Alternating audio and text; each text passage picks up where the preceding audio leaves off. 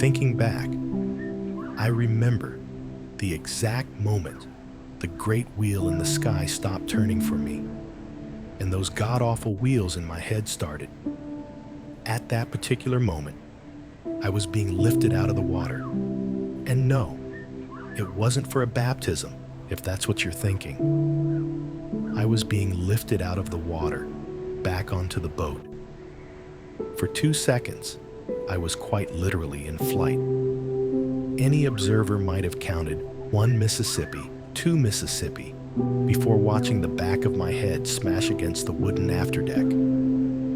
Technically, the balls of my feet were still dragging against the deck, but I'm convinced that the disapproving host and de facto captain of the ship lifted me in the air just enough to maximize the probability of a concussion while simultaneously attempting to minimize the suspicious nature of his action.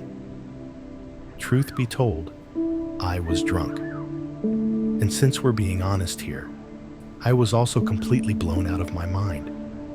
Regardless, it sure felt like I was in flight and my feet were somehow higher than my head.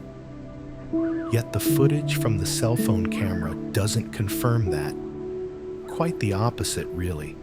More on that some other time. The point I'm trying to stress is that his extra tug and lift from the water wasn't necessary, but I did deserve it. I say I deserved it because I was gambling with my life and everyone else's mental health.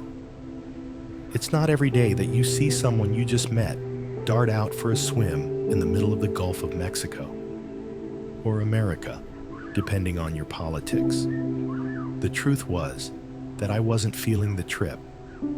I didn't feel connected to anyone else on the boat, nor did I feel comfortable with the way things had been for the entire weekend. Even the flight down there was an ordeal. The truth was that I hated myself. I hated what I was becoming, and I could actually see myself behaving in this way against my better judgment. Call it God, call it the devil, call it dumb luck. But for whatever reason, moments before being lifted out of the water, I felt myself completely captured.